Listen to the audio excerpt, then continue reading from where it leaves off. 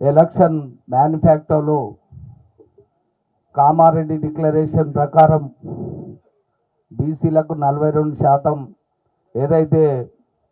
మేము అధికారంలోకి వస్తే ఇంప్లిమెంటేషన్ చేస్తామన్నామో అని ఇప్పటి మన రేవంత్ రెడ్డి గారు గౌరవ ముఖ్యమంత్రి ప్రకటించిండో, మరి ప్రకటించిన విధంగా తను మాట నిలుపుకొని ఇవాళ శాసనసభలో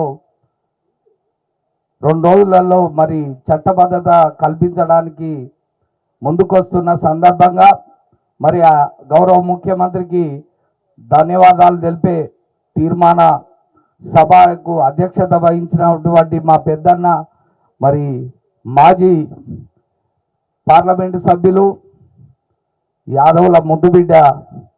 మన అన్న అంజన్ కుమార్ యాదవ్ గారికి ధన్యవాదాలు తెలుపుకుంటూ, అదేవిధంగా ముఖ్య అతిథులుగా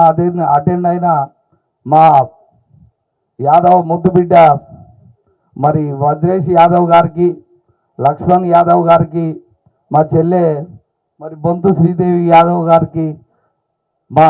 చక్రధర్ అన్న గారికి, తండ్రి సీనన్న గారికి, అదేవిధంగా శ్రీశైలం అన్నకు అందరికి కూడా దయచేసి తప్పు భావించుకోవద్దు. నిజంగా కూడా ఇది ఇవాళ జనాభాలో బీసీ జనాభాలో తెలంగాణలో ఒక పెద్ద సంఖ్యలో మనం ఇవాళ యాదవ్లో ఉన్నాం. కాబట్టి ఇది ఇవాళ స్థానిక సంస్థల ఎన్నికల్లో ఇవాళ సర్పంచ్, ఎంపీటీసీ, జెడ్పీటీసీ, అదేవిధంగా మున్సిపల్ కార్పొరేషన్ ఎన్నికలలో మనకు మంచి రాజకీయంగా ఎదగడానికి ఇదే మంచి ప్లాట్ఫామ్గా నిజంగా భావించుకుంటూ ఈ అవకాశం మరి కల్పించినటువంటి మరి రేవంత్ రెడ్డి గారికి ధన్యవాదాలు తెలపవలసిందే అని ఈ సందర్భంగా చెప్పుకుంటూ, అదేవిధంగా ఎలక్షన్ ముందు మరి గాంధీ భవన్లో మరి